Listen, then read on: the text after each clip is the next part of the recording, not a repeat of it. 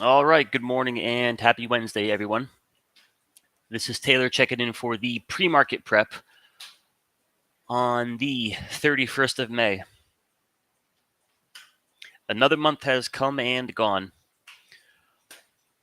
And a short week here, of course, coming off that long weekend. So we had a pretty good start to our week yesterday. Our trades in Tesla, Apple, and Netflix ended up hitting our targets early yesterday morning. And we took the paychecks. So for Tesla here, we had bought some called debit spreads on the flush to the 8 EMA last week. And the target on that trade was a push towards that daily 200. So we think Tesla for its service. And then for Apple here, Apple just continues, for now at least, to really play out a perfect uptrend. All right, it's all pretty textbook. Rallies away from the 21, pulls back to it, goes on to make a higher high. All right, you pull back, higher high, you pull back, you make a higher high, over and over and over again. So on that flush last week, we bought some debit spreads looking for a push towards 180.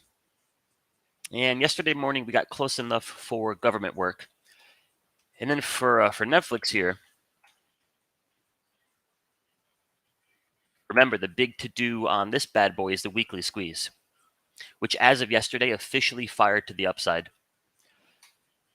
So kind of the same trade as Tesla. We caught the initial push out of the daily squeeze, and of course you had that morning where I forget what the news was, but nonetheless you had a huge push.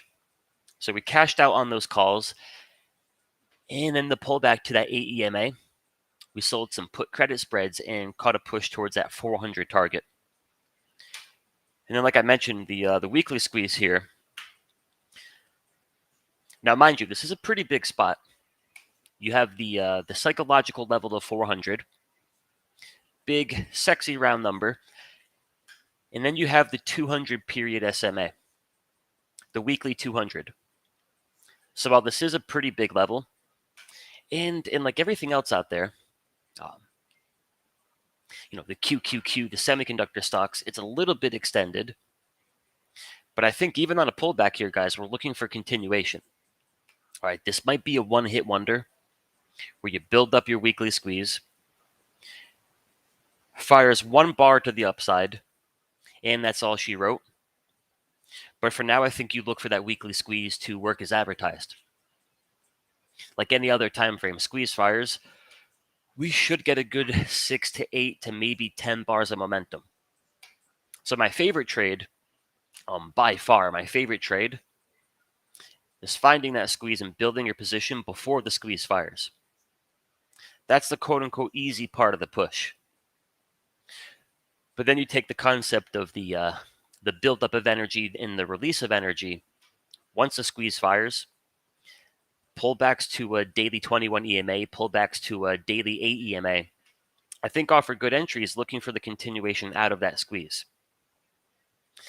So that's a long-winded way of saying, if this bad boy can hold above 400, you might have a little bit more in the tank. So Netflix looks good. But as far as the market here, guys, you continue to have this crazy tug-of-war going on in the S&P 500. Where the most heavily weighted names in the S&Ps, so think Apple, Microsoft, Google, Amazon, Nvidia, etc., they continue to go up 2, 3, 4, 5% every day. And with the futures down about 0.5% this morning, we'll just look at the ES here. All right, even with all that strength in your leadership, all that strength in your heavily weighted names, the S&Ps are still having a tough time fighting their way out of a paper bag. And they shouldn't be having a tough time. Heading into yesterday's open, they've got everything they need. Whole bunch of buy signals, and they had a whole bunch of squeezes. All right, but again, there seems to be this problem where they print the squeeze, we're locked and loaded. We get right to the breakout point, and we keep on coming back here in this range. Tricky stuff indeed. But jumping back to the cash product here, what will change this morning is a little bit of the action here on your lower time frame signals. So we're probably going to get some sell signals. We might lose a few buy signals. What's not going to change are the nested squeezes here on the weekly chart, the daily chart, and the 2-day time frame. So to me, that's where the bulls are locked and loaded. Right? Think of, Netflix is a really good recent example. The power of that nested squeeze. All right, in this case, daily squeeze prints, daily squeeze fires. All right, that goes on to trigger the 2-day squeeze to fire. So again, take that rule of thumb. Squeeze fires on a 5-minute chart, squeeze fires on a monthly chart. Somewhere in that 6 to 8 bars of momentum, typically what you're looking for. So if a daily chart fires a squeeze long, that could give you a good 6 to 8 days. Where that can get a little bit stronger is if in the process it fires a 2-day squeeze. Now your 2-day time frame might go on and print 6 to 8 bars of momentum. In the process of firing the 2-day squeeze, they fire the 3-day squeeze, right? And now they're beginning to fire the weekly squeeze. So y'all get that. It's a domino effect. For the S&Ps here, that's the best thing they got going in their favor right now. Is if they can get the party going, daily squeeze could lead to the 2-day, and the 2-day could lead to the weekly. So if that's the picture that gets painted here, and we'll find out, but if that's the picture that gets painted, one after the other, they start to fire to the upside. We're probably heading back towards the August highs. 4,300, 4,350. Where it gets a little bit tricky as far as, that's the path we're headed towards, is if we keep falling back into the box. All right, locked and loaded. Here comes a breakout. They flirt with the idea of breaking it out, and then right back down they go. And again, a big part of this is that tug of war. QQQ stocks, semiconductor stocks, they all look awesome. Then you check out, say, energy, and energy does not look awesome. Energy is looking pretty rough here. Daily bear squeeze. That probably takes us back down towards these lows. So that's not bullish. That's not helping the S&Ps break out. All right, maybe the financials can help. Not much of a help right now. Maybe healthcare can help the S&Ps. Well, for now, it's definitely not going to be healthcare. This thing's getting spanked. Maybe it's going to be utilities. Right. Maybe Nextera is going to save the S&Ps. Definitely not going to be the utilities. Maybe the Dow Jones.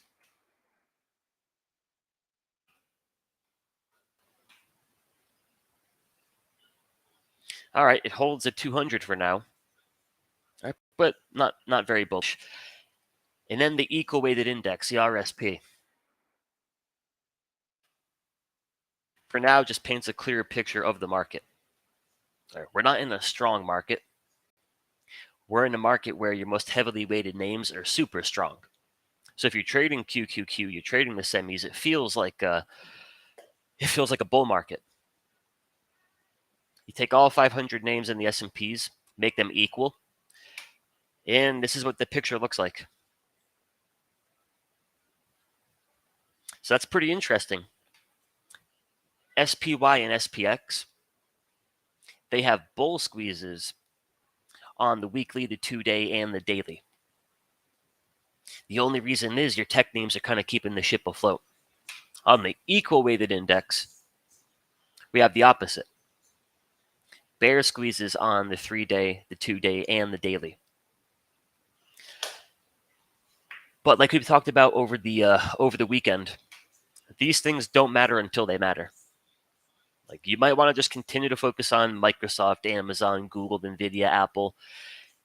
And then energy and the financials and healthcare, they can kind of just keep on fading off into the sunset. But be mindful of the clearer picture. If Apple throws in the towel, right? If Google and Microsoft throw in the towel, well, then the market's probably going to take a pretty good dump. Things to be mindful of. But for now, guys, my game plan is still the same. Take leadership, FANG stocks, semiconductors, and we're just fighting for good entries. So for like Netflix, for example, the good entry could be,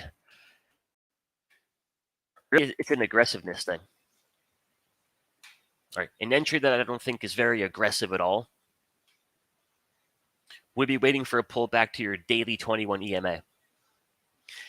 And, maybe a little bit unlikely it pulls back $50. Right.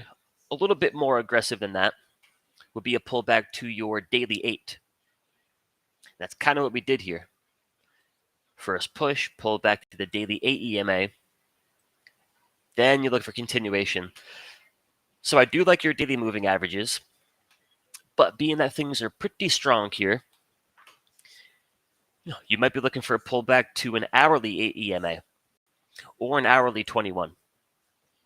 So whatever you would deem to be a good entry, I still think for now Netflix's, Amazon's, Google's, Nvidia's, AMD's, that is where the action's at. But on the futures here, things are a little bit soft here heading into the open.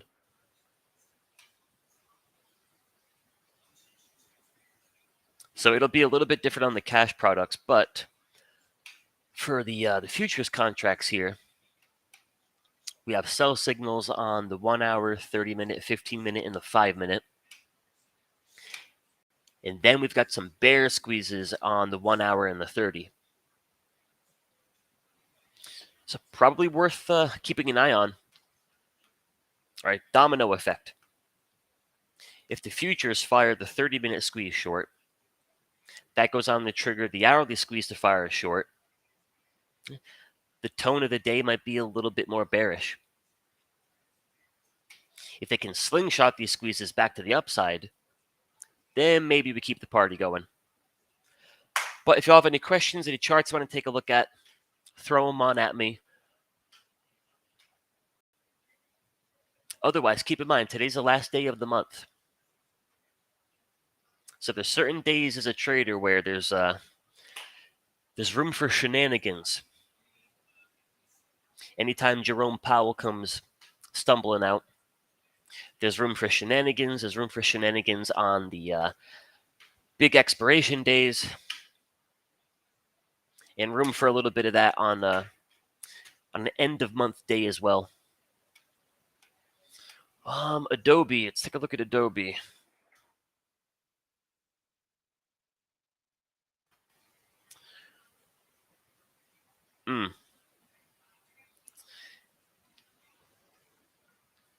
Yeah, what a push. What a push. So at this point, you're looking for continuation. And it's going to be an aggressiveness thing. If you're waiting for a pullback to the daily 21, probably not going to get it. At least not now. Pull back to a daily 8.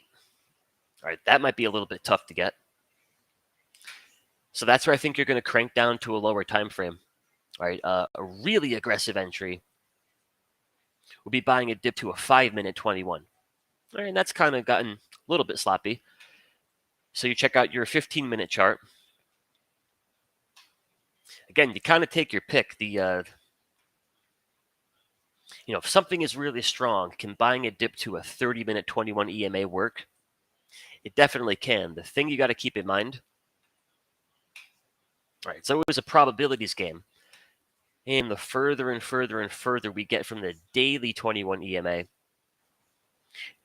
now in the background, you got this growing probability that eventually we got to come back home. So it's like two things are happening at once. The stock is at its strongest. All right, total beast mode. But now the clock is kind of ticking where it's like, all right, at some point, got to come back down to earth. So the key, guys, is just if you're taking trades up here, you buy a dip where you want to buy a dip, you do your thing. But if there's a spot to get aggressive on Adobe, or you're putting a good chunk of your account to work, you're maybe buying some out the money calls, my aggressiveness all takes place down here. I might put 10% of my account into some 2-week to expiration calls, and I love the risk versus reward on that kind of trade. All right, I'll buy it right here. If we close under the 21 EMA, I take the trade off. So I might take a paper cut, and you can get some action like that. So for me, the further and further away we get from the daily 21, the less and less aggressive I get. And I don't mean I take my foot off the gas. It's not that I don't take trades, but you're never going to find me buying Adobe up here, waking up the following morning to it pulling back to the 21 EMA, and I'm taking on all kinds of crazy damage. Like, if anything is a swing trader, you can't allow that to happen. So again, the key is just, all right, it's a little bit cooked. It's far from the quote-unquote perfect entry. I'm going to play it up here, but I'm going to do that in a fashion with, strategy selection, time till expiration, position sizing, where if we do begin to pull back, I'm not getting destroyed. And then for Tesla here, got a pretty big decision to make.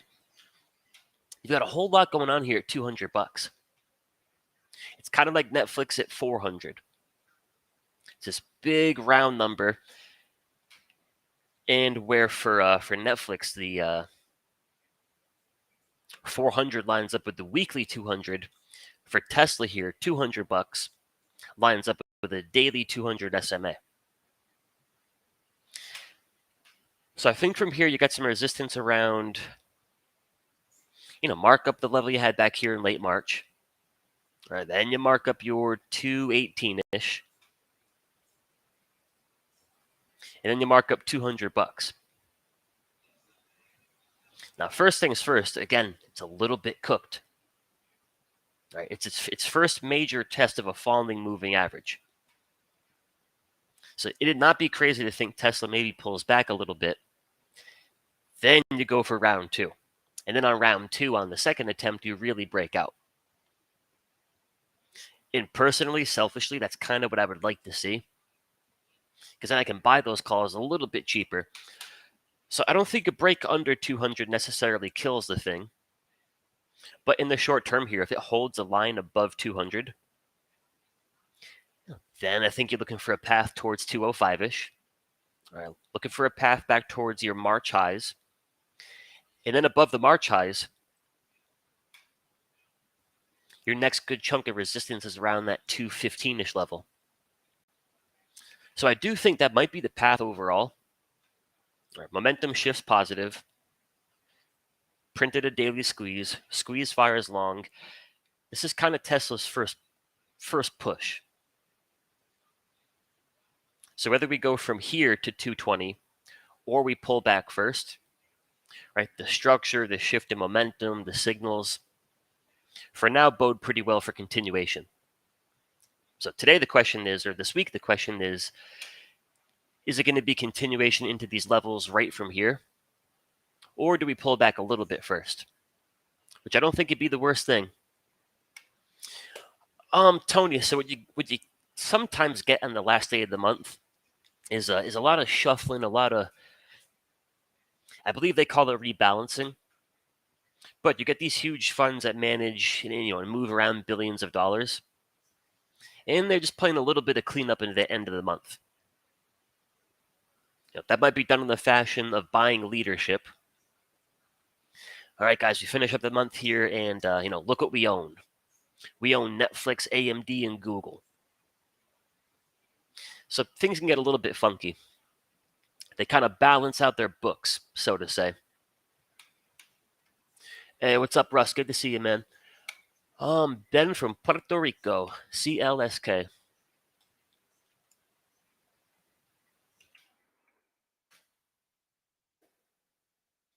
And you happen to know who Sang Lucci is? Pretty sure my man Sang Lucci's out there in Puerto Rico. He's got a. Okay, yep, you already know about it. That's awesome. That's cool. All right, structure of CLSK. Structure's just fine here. Yeah, no problems. No cell signals, no red flags. And you got your daily squeeze. So no problems on that one. Now for me with my indicators here, right, being that the daily chart just went from bullish to neutral, no more green arrow, no more green bar. Now I got to lean a little bit more into my lower time frames to kind of help me gauge direction. And that's kind of always the case. Even if the daily squeeze has a buy signal, for me, the trigger for the entry would look like this. I got a daily squeeze. I got a daily buy signal. Now the stage is set for a nice push. These little guys, they're going to trigger that push. But again, that becomes to me even more important when the daily chart is neutral. So 5-minute chart looks good, 30-minute, 15-minute. For now, they're all saying path of least resistance is to the upside. So from here, that could trigger your daily squeeze to want to fire long. So as a general rule of thumb, above the 21 EMA, with buy signals across the indicator, tend to look for the squeeze to fire long. Then is an example of the opposite, a UNH. If you're under that 21 with a bunch of sell signals, then I'm a bit more inclined to think it wants to fire short. Oh, Ben, that's awesome. That's awesome. Andy, PAG. Ooh. Ooh. I try not to curse in the free room too much, but good shit. All right, I've used up my one swear for the week. Good stuff, though, man. That's Now, mind you, this could totally fall apart today. And just one quick note here. While this could change any day, one thing that I've seen as of late, we're getting these nice setups in things that aren't technology, things that aren't semiconductors, and they kind of continue to fail left and right. Again, that's no, all right, may have nothing to do with Penske, but one name was Costco. It's like, man, perfect setup, but it's not the flavor of the month, and it all kind of fizzles out. Visa, really clean a couple weeks ago, totally bombs. A few more. There was Marriott, there was TJ Maxx. I just say that to say that's one observation I've been seeing where it's not Google or Nvidia. The setups don't tend to be working as well. But putting all that aside, yeah, this is perfect. And you're playing the numbers game. So I think if something like this comes across your radar, you kind of pull the trigger every time. There's always context, right? I think the context right now is, just from my point of view, all right, everything outside of FANG stocks, it's not working. So yeah, I might take this trade, but I'm not going to go max size. Maybe I'll go half my typical position size until I start to see evidence that something not tech related can actually work in my favor. But man, all right, path of least resistance up here. Bullish across every time frame. So we call that the full stack. And then on the squeeze labels I'm working on, you got that nested squeeze setup. Weekly squeeze, daily squeeze, 4-hour squeeze, 2-hour squeeze, all printing the buy signal. So y'all know the drill. 2-hour fires long. That could trigger the 4. That could trigger the daily. From there, that could trigger the weekly. And more importantly, you're calling it out. You're calling it out in the neighborhood where we can actually do something with it. By the time we're up here, guys, we're too late. You might buy a dip, you might play for continuation, but the meaty part of that move, a little bit late. Because here's the goal. You build your position here. One of two things happens. It fades and closes back under the 21. Take the trade off. Or the 2-hour squeeze fires, the 4-hour, the daily, etc. And you get something like this. You can try 5, 6, 7 times in a row. Take those paper cut losses. You catch one of these bad boys. You're moving the ball forward. All right, but that dynamic in risk versus reward, in my opinion, shifts against you the further and further and further away you are from that buy zone. So very nice call out. So Ben, that's something I'm working on for now. So I've taken the modified version of the squeeze that I'm playing around with, and then I've paired that with the buy and the sell signals from the big three. So, for example, the blue label on the weekly chart tells me got a weekly squeeze printing, and there just so happens to be a buy signal. And hopefully we can make that available here sometime soon. Get a few folks to talk to, but that is the goal. All right, guys, the bear market is over. Futures bouncing a little bit. The bear market of May 31st, 2023 will go down in the history books. Russ has got some mo.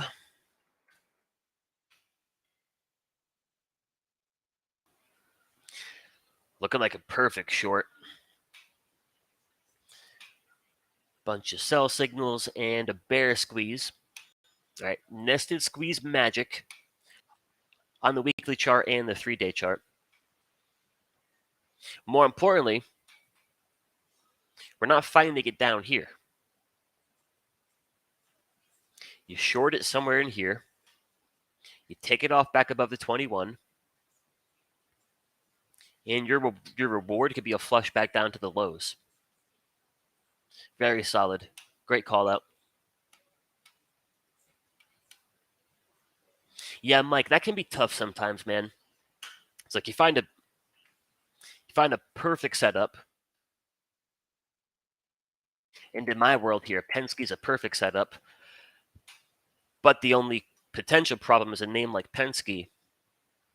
Your options are going to be a little bit tougher than a Google or a Tesla.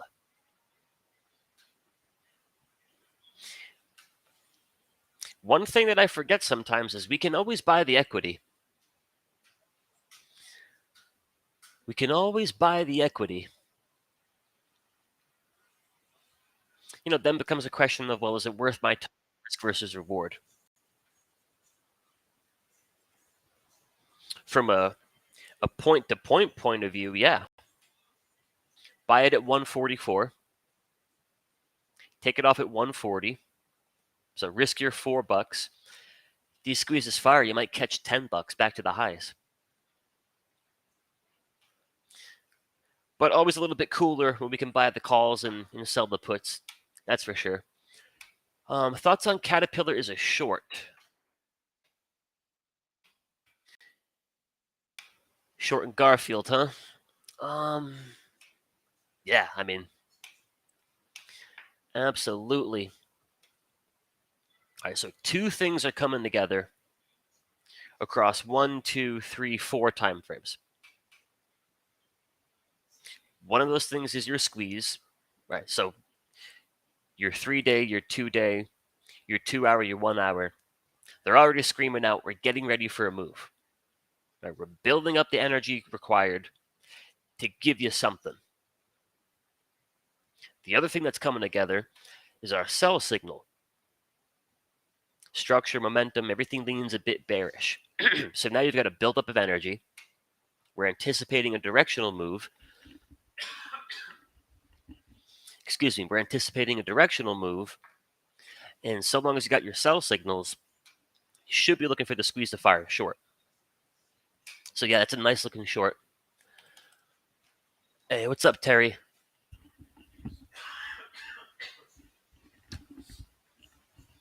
Sorry guys, I'm dying over here. Gonna go down on the live stream. PLTR. A blast from the past. Wow. Jeez. Yeah, some monster stuff here. At this point, I think you're trying to buy a pullback. Right? And you got to decide, how aggressive do I want to be? With the realization, this could pull back to about $11. Structure still fine. Huge push, pull back to the buy zone. No huge problems. But if we're buying it aggressively up here, you're gonna feel that. You're gonna feel that 30% pullback.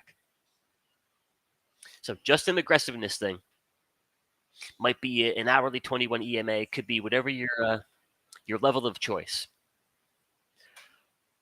I'm curious though. The weekly chart. I think the weekly squeeze tells you to look for a dip. All right, this might be all she wrote, or the squeeze works as advertised. We're only 2 weeks in. You should look for another 4 to 6+ weeks. So, like a lot of names out there right now, they've given you the initial oomph. Now we're fighting for a good entry to play for continuation. With the thinking for now, these bigger squeezes give you the good stuff for a little bit longer. And then Robert, I would agree. J.P. Morgan is interesting. J.P. Morgan is really interesting. Bunch of buy signals. Weekly bull squeeze and the 3-day bull squeeze. It's really solid. My only hesitation